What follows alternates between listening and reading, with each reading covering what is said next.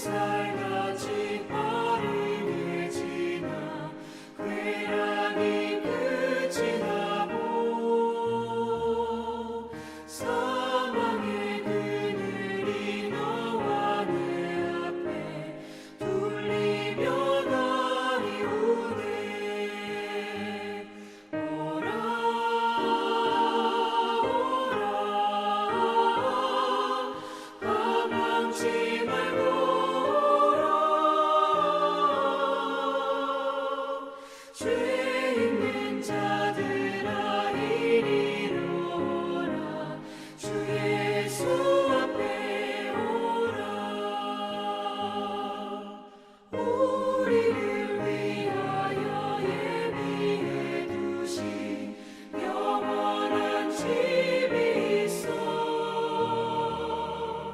죄 많은 세상을 떠나게 될 때 영접해 주시겠네. 오라 오라 가망치 말고 오라. 죄 있는 자들아 이리로 오라. 주 예수 앞에 오라. 사랑하는 체험과 비움의 교회 성도 여러분, 10월 31일 금요일 묵상의 시간입니다. 오늘 묵상하실 말씀은 역대하의 마지막 역대하 36장 1절에서 23절 말씀입니다. 우리 함께 봉독하시겠습니다. 그 땅의 백성이 요시아의 아들 여호아하스를 세워 그의 아버지를 대신하여 예루살렘에서 왕으로 삼으니 여호아하스가 왕위에 오를 때에 나이가 23세더라. 그가 예루살렘에서 다스린 지 석 달에 애굽 왕이 예루살렘에서 그의 왕위를 패하고 또 그 나라의 은 100달란트와 금 1달란트를 벌금으로 내게 하며 애굽 왕 느고가 또 그의 형제 엘리야김을 세워 유다와 예루살렘 왕으로 삼고 그의 이름을 고쳐 여호야김이라 하고 그의 형제 여호아하스를 애굽으로 잡아갔더라. 여호야김이 왕위에 오를 때에 나이가 25세라. 예루살렘에서 11년 동안 다스리며 그의 하나님 여호와 보시기에 악을 행하였더라. 바벨론 왕 느부갓네살이 올라와서 그를 치고 그를 쇠사슬로 결박하여 바벨론으로 잡아가고 느부갓네살이 또 여호와의 전 기구들을 바벨론으로 가져다가 바벨론에 있는 자기 신당에 두었더라. 여호야김의 남은 사적과 그가 행한 모든 가증한 일들과 그에게 발견된 악행이 이스라엘과 유다 열왕기에 기록되니라. 그의 아들 여호야긴이 대신하여 왕이 되니라. 여호야긴이 왕위에 오를 때에 나이가 8세라. 예루살렘에서 석 달 열흘 동안 다스리며 여호와 보시기에 악을 행하였더라.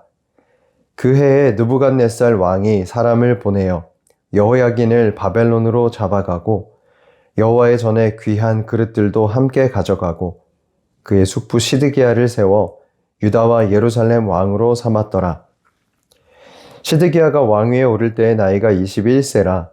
예루살렘에서 11년 동안 다스리며 그의 하나님 여호와 보시기에 악을 행하고 선지자 예레미야가 여호와의 말씀으로 일러도 그 앞에서 겸손하지 아니하였으며 또한 느부갓네살 왕이 그를 그의 하나님을 가리켜 맹세하게 하였으나 그가 왕을 배반하고 목을 곧게 하며 마음을 완악하게 하여 이스라엘 하나님 여호와께로 돌아오지 아니하였고 모든 제사장들의 우두머리들과 백성도 크게 범죄하여 이방 모든 가증한 일을 따라서 여호와께서 예루살렘에 거룩하게 두신 그의 전을 더럽게 하였으며 그 조상들의 하나님 여호와께서 그의 백성과 그 거하시는 곳을 아끼사 부지런히 그의 사신들을 그 백성에게 보내어 이르셨으나 그의 백성이 하나님의 사신들을 비웃고 그의 말씀을 멸시하며 그의 선지자를 욕하여 여호와의 진노를 그의 백성에게 미치게 하여 회복할 수 없게 하였으므로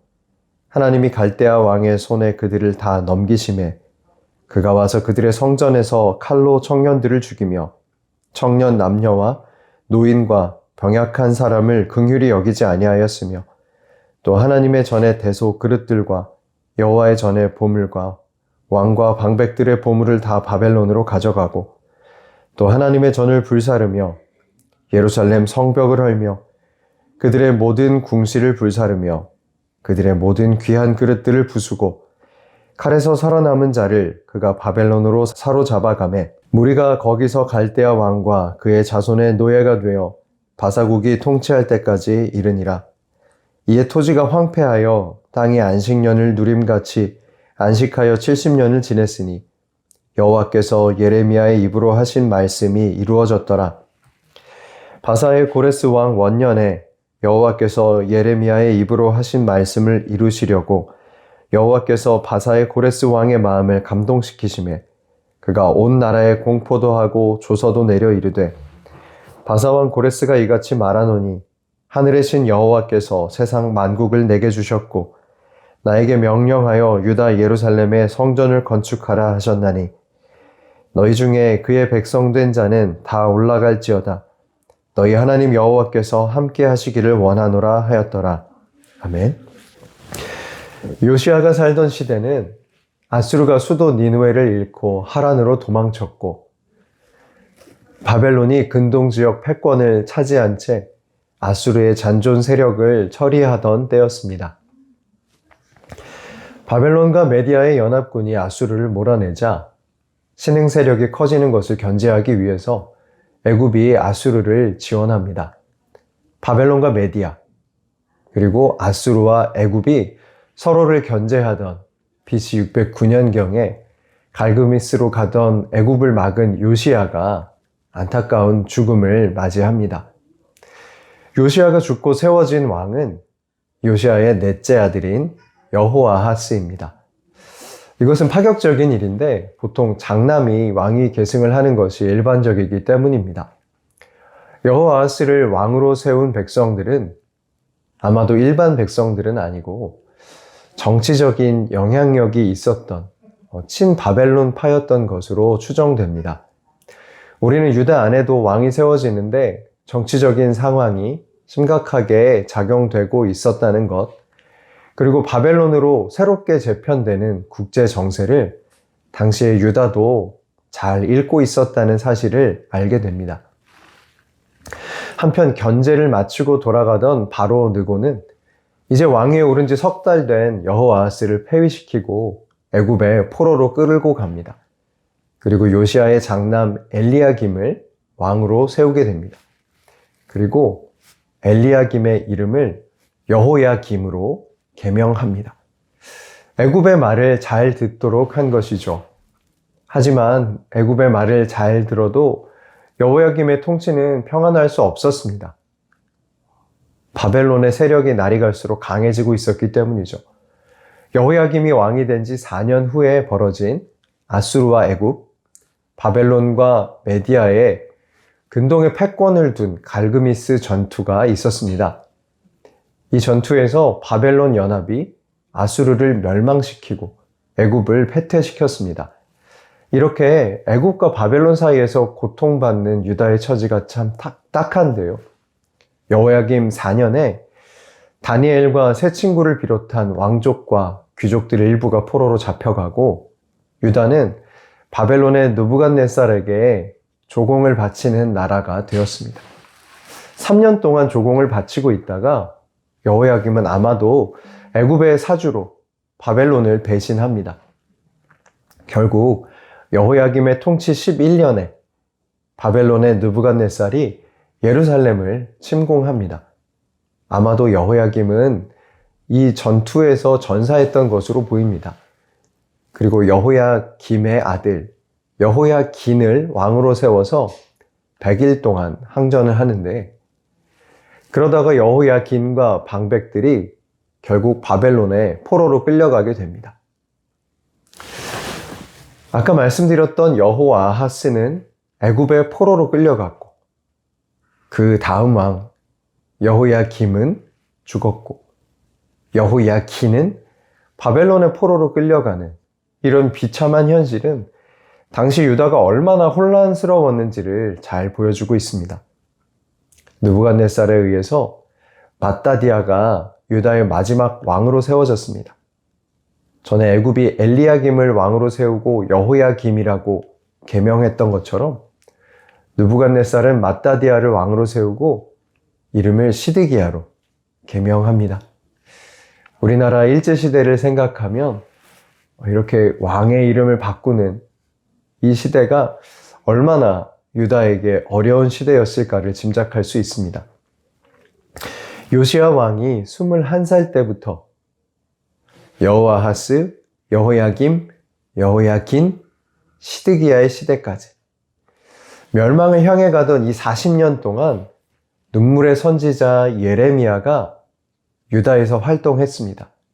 예레미야는 유다를 향해서 끊임없이 회개하고 돌이킬 것을 선포하다가 후기에는 하나님께서 멸망 후에 회복을 주실 것이라고 예언을 했죠. 예레미야는 정말 쉬지 않고 예언했습니다.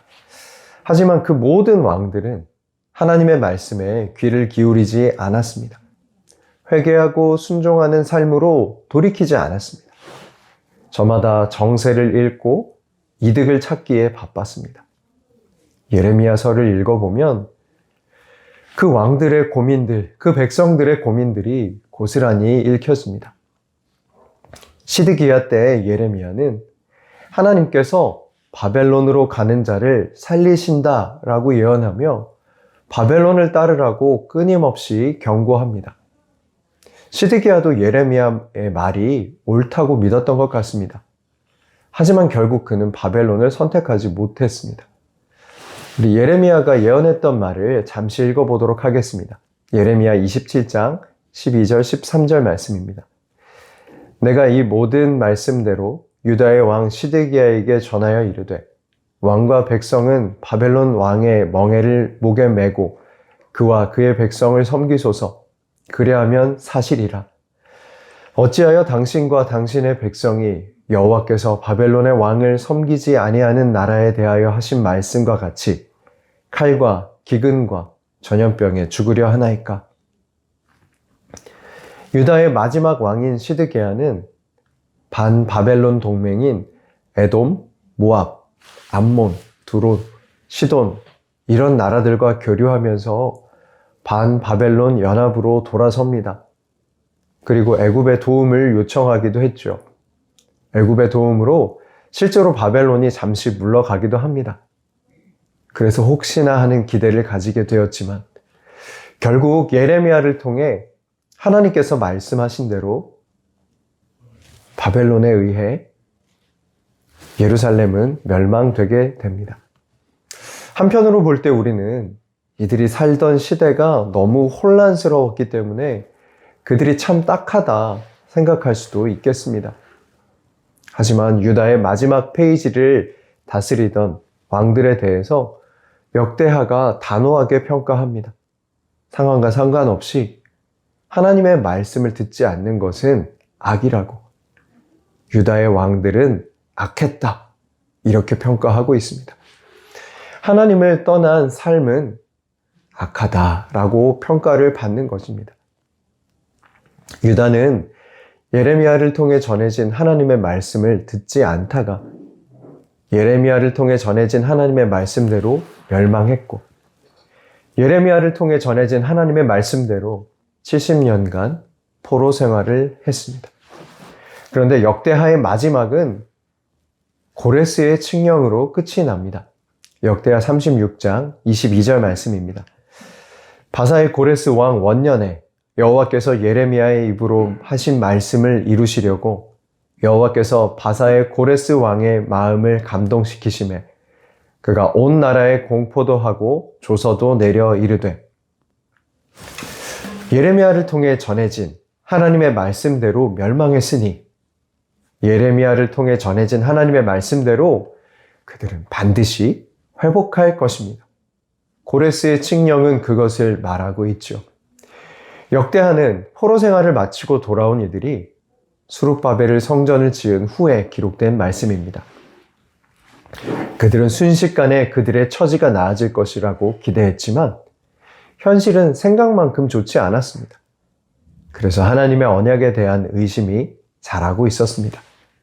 그래서 역대하의 저자는 하나님의 말씀은 반드시 이루어질 것이라고 선언하고 있는 것입니다. 역대하의 기록 목적은 역대하의 마지막에 기록된 고레스 칙령에 가장 진하게 드러나고 있습니다. 말씀대로 망했고, 말씀대로 70년의 포로 생활을 마쳤고, 말씀대로 고레스의 칙령으로 돌아왔으니 그 다음은 무엇입니까? 하나님의 말씀대로 반드시 회복될 것이다. 어떻게 하면요? 하나님의 말씀대로 살면요. 그들이 다시 성전을 회복하고 하나님의 말씀대로 살면, 성전에서의 예배를 회복하고 하나님의 말씀대로 살면 하나님께서 다윗에게 주셨던 그 언약이 끊어지지 않고 이어지는 것을 목격하게 될 것입니다. 하나님의 말씀은 그렇습니다. 사랑하는 채움과 비움의 교회 성도 여러분, 하나님을 믿고 구원을 받고 우리의 삶 가운데 하나님이 함께 하신다고 믿음으로 고백했지만 우리 삶의 현실은 쉽게 바뀌지 않습니다. 오늘도 어제와 같았고 결국 내일도 오늘과 같으리라 생각하면서 하나님께 대한 기대를 내려놓기 쉽습니다. 격변하는 시대와 혼란한 상황 속에서 하나님은 나에게 대한 관심이 없으시다고 여길 수 있습니다. 하지만 하나님은 변함없이 우리와 함께 계십니다. 말씀대로 살아가는 이들에게 말씀대로 이루어 주실 것입니다. 헌금함에서 모세의 두루마리를 발견했던 요시야처럼 우리가 전혀 기대하지 못했던 순간에 우리가 하나님을 만났죠. 하나님을 만난 이후로 하나님은 우리의 인생을 이끌어 주고 계시고 영원까지 이끌어 주실 것입니다. 그 하나님의 말씀이 우리의 소망이고 우리의 삶의 이유입니다. 여러분은 지금 어떤 상황에 놓여 있으십니까? 저는 알지 못하지만 하나님은 아십니다. 하나님을 붙드시면 하나님이 하십니다. 이 믿음을 놓치지 않으시는 저와 여러분들 되시기를 축복합니다. 다음 묵상의 시간에 뵙겠습니다.